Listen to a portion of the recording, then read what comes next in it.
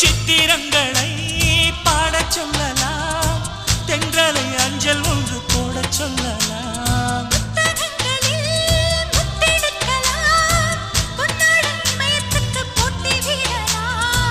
பூமிக்கு பொட்டு வைத்து பார்க்கலாம் பார்க்கலாம், பூவுக்கும் ஆடை தைத்து போடலாமா?